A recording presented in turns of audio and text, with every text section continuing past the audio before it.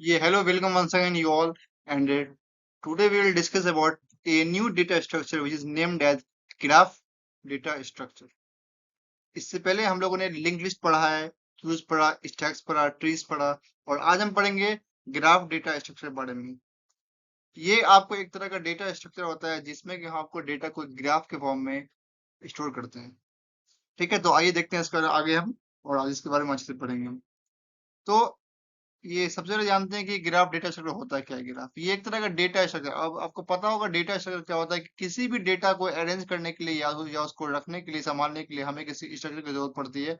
और ये क्या है, एक स्ट्रक्चर है, एक मतलब कि एक वे है जिसमें कि हम डेटा को अरेंज करते हैं और हम स्टोर कर सकते हैं। ठीक है, तो जिस तरह लिंक लिस्ट है, क्यूज है, स्टैक्स है, ट्रीज है, तो इस तरह क्या आपको ग्राफ डेटा स्ट्रक्चर भी ये आपको बेसिकली ट्री से मिलता जुलता है। बट टीडी में होता क्या है कि आपको एक पर्टिकुलर ऑर्डर होता है, पर्टिकुलर नोट्स होता है। बट यहाँ पे क्या होता है, आपको यहाँ पे नहीं, यहाँ पे एक बहुत बड़ा मास में फैला हुआ लिंक होता है जिससे हम डेटा स्टोर करते हैं एक ग्राफ फॉर्म में।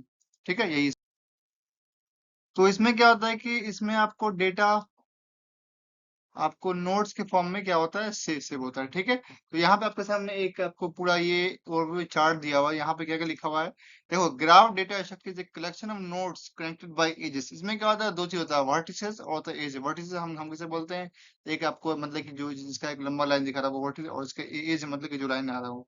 ठीक है, तो इसको रिप्रेजेंट करने के लिए हमें दो चीज का काम पड़ता है, एक वर्टिसेस, एक होता है एजेस। ठीक है, तो ये हमें इसमें देखो, बस यही यहाँ पे लिखा हुआ है, इसको हम किससे डिनोट करते हैं, जी और जी वी से। ठीक है, अब graph data structure is a non linear, क्योंकि ये नॉन लीनियर नहीं होता है, बिकॉज ये आपको कहीं भी टेढ़ा आड़ा तिरछा किसी फॉर्म में ये आगे बढ़ सकता है, इसीलिए इसे हम लीनियर नहीं बोलते हैं।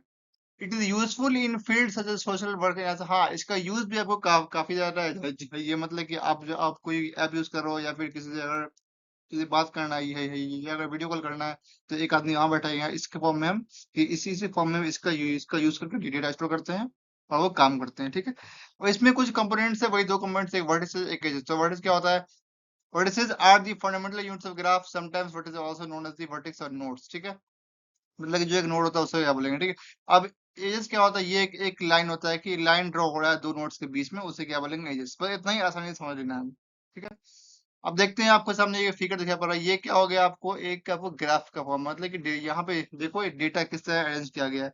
अगर एक आदमी यहाँ बैठा है, दूसरा यहाँ बैठा है, तो इस तरह डेटा इसमें अरेंज करके हमें जो हम काम कर सकते हैं वो इसमें हम इसके थ्रू कर सकते हैं। यहाँ हमारा डेटा इस फॉर्म में अरेंज हो सकता है, और क्या हुआ, सब एक दूसरे से अपने लिंक हो।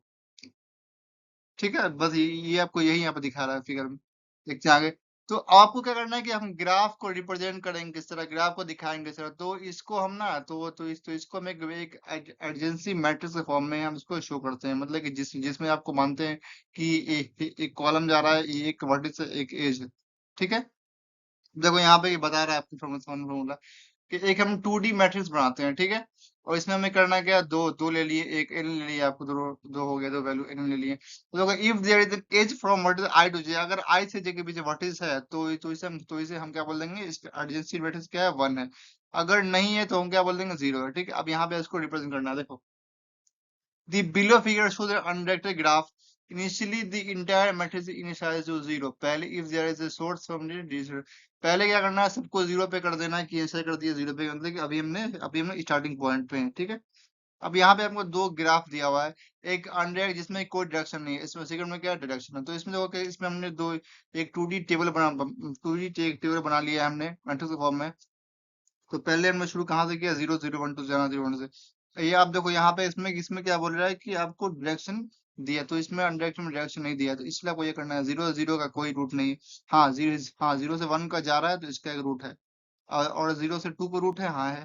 अब 1 से 0 का रूट है, बिल्कुल है। 1 से 1 का रूट नहीं है, 1 से 2 का है। ये इसी तरह से इसी तरह ये क्या हो गया, एडजेंसी मैट्रिक्स का हो गया अनडायरेक्टेड ग्राफ का। अब यहाँ पे क्या हो रहा है कि इसमें डायरेक्टेड ग्राफ में एक डायरेक्शन दिया होता है। ठीक है, अब यहाँ पे हमने ये बना लिया एक। अब देखो यहाँ पे क्या बोल रहा है कि 0 से 0 जाने का रास्ता है, नहीं। जीरो, ये मतलब कि यहाँ पे 0 से 1 जाने का नहीं है, 0 से 2 जाने का नहीं है। अब देखो, 1 से 0 जा रहा है, हाँ जा रहा है, इसका एक डायरेक्शन किधर पड़ रहा है। और ये 1 से 1 जा रहा है, नहीं जा रहा है। 1 से 2 जा रहा है, हाँ जा रहा है। और अब ये 2 से 1 जा रहा है, ये सॉरी, यहाँ से टू टू से कहाँ जा रहा है, 0 जा रहा है। तो इसका एक डायरेक्शन हो गया, बाकी दोनों का नहीं। तो बस यही है, मैं इसी तरह हम ग्राफ को रिप्रेजेंट करते हैं। ये बहुत आसान है करना, हो जाएगा। तो देखते हैं आगे।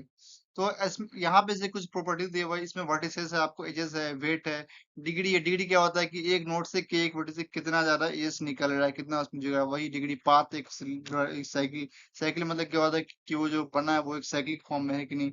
इसमें कनेक्टेड मतलब कि सब आपस में मिला हुआ है, कनेक्टेड पैरेंटी। आप इसको आप खुद से पढ़ लें, ये इसमें उतना थ्योरेटिकल पार्ट है, उसमें उतना पढ़ने की जरूरत नहीं है। देखते हैं आगे। इसी कुछ टाइप्स है, ये सब हम बारी आगे चल के हम सबको बारी बारी से पढ़ेंगे, बट अभी के लिए इतना समझ समझ लेना है। देखो अनडायरेक्टेड में क्या होता है कि इसके कोई डायरेक्शन नहीं होता है। डायरेक्टेड में क्या होता है, जिसकी कोई आपको डायरेक्शन हो। और इसके बाद क्या है, वेटेड ग्राफ। ये वेटेड ग्राफ क्या होता है कि जिसके पास कुछ कॉस्ट या उसको वेटेड दिया हो कि भाई इसमें इतना डेटा है, इसमें ये है। और अनवेटेड क्या होता है, जिसकी कोई कॉस्ट उसके साथ नहीं लगी हो। कंप्लीट क्या होता है, जिसकी कि आपको हर वर्टिस से एक दूसरे से कंप्लीट ग्राफ। इसका आगे एग्जांपल मैं आपको दिखाऊंगा।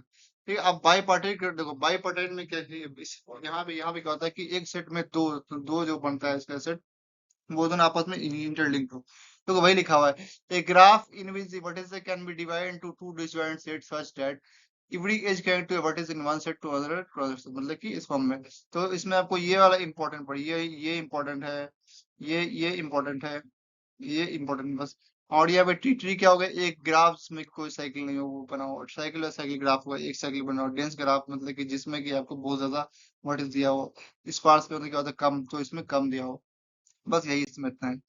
और इसके बाद ग्राफ टाइप्स, इसमें क्या होता है कि इसमें आपको फाइनाइट नंबर क्या होता है, फाइनाइट जिसे हम काउंट कर सकते हैं। तो इसे उस ग्राफ जिसमें इसकी एज और इसकी वर्टिस हम काउंट कर सकते हैं, उसे क्या बोलेंगे, फाइनाइट ग्राफ। इनफाइनाइट ग्राफ जिसको हम मेजर कर नहीं सकते हैं, जो कि स्पेस में आपको बहुत सारा फैला हुआ, उसको मेजर नहीं कर सकते, उसको हम क्या बोलेंगे, इनफाइनाइट। अब आते हैं ट्रिवियल ग्राफ। ठीक है, a graph is said to trivial if finite graph contains only one vertice and no edge, जिसमें कि सिर्फ एक वर्टिक्स हो, बाकी कोई एज नहीं हो। मतलब कि इसमें क्या बोल रहा है कि इसमें आपको क्या करने का है, इसमें आपको सिंगल नोड हो। ठीक है, सिंगल ही नोड हो, मतलब कि एक ही वर्टिस हो, कोई एज नहीं हो। जब इसमें क्या होगा, कोई एज नहीं, क्योंकि एज क्या बोलते हैं, अगर इससे कोई लिंक निकल रहा है उससे इसे बोलेंगे एज बोलेंगे, बट यहाँ पे कुछ नहीं है, इसलिए इसे हम क्या बोलेंगे, एक ट्रिवियल ग्राफ बोल देंगे। ठीक है, अब आते हैं मल्टी ग्राफ पे। इसमें क्या होगा, एक ग्राफ से काफी सारा ग्राफ जा रहा हो, या फिर बहुत ग्राफ नहीं निकल रहा हो, उसे क्या बोलेंगे, मल्टी ग्राफ। इसकी दो पार्ट है, पैरेलल एज और लूप। लूप क्या होता है, गोल से एक सर्किल बनता है, उसे क्या बोलेंगे, लूप। पैरेलल एज क्या होता है कि अगर जिस तरह ये दिया तो इसके पैरेलल ये हो रहा है, तो उसे क्या बोलेंगे, पैरेलल बोलेंगे। ठीक है, इस तरह करना है। और आता है कंप्लीट ग्राफ पे, आपको एक ऐसा ग्राफ जो कि आपको जिसकी हर वर्टेक्स आपको एक दूसरे से मैच किया हो, उसे उसे क्या बोलेंगे, ग्राफ। ठीक है, और यहाँ पे उसका एक और नाम है जिसको क्या बोलते हैं, फुल ग्राफ। तो यहाँ पे एग्जांपल दिया हुआ है, इसे क्या बोलेंगे, कि इसी से क्या बोलना है, कंप्लीट ग्राफ। क्योंकि आप देखो यहाँ पे हर एक दूसरे से कंपेयर, मतलब एक दूसरे से हर एक मैच किया हुआ, ए से बी है, ए से बी, ए से बी, ए से, ठीक है। तो वही इस तरह इसी से क्या बोलेंगे, हर नोड यानी हर वर्टेक्स एक दूसरे से मिला हुआ होना चाहिए, इसे क्या बोलेंगे, कंप्लीट ग्राफ। ठीक है, अब आते हैं इसकी एडवांटेज और डिसएडवांटेज पे। देखो ग्राफ का एडवांटेज क्या होता है कि कोई मॉडल जो चाहिए, मतलब कि आगे जाके हम इसे पढ़ेंगे, कोई मॉडल बनता है सॉफ्टवेयर इंजीनियरिंग में, या फिर कुछ बनाना है प्रोडक्ट में सॉफ्टवेयर, तो उसमें क्या होता है, कुछ डेटा अरेंज करते हैं, उस वहां पे इसका यूज होता है मॉडल करने में। अगर उसके डेटा से अरेंज किया, ये समझने में आसानी मिलती है। और ग्राफ की कुछ कुछ एल्गोरिदम भी है, जो कि हम जो कि हमें आगे पढ़ना है हमें, जैसे कि डीएफएस है, बीएफएस है, आपको कुछ कुछ एल्गोरिदम है, कुप्रीम है, कोई मिनिमम ट्री, बहुत सारा है, वो सब पढ़ेंगे। वहां पे इसका क्या होता है कि आपको ग्राफ की एल्गोरिदम यहाँ पे यूज आती है।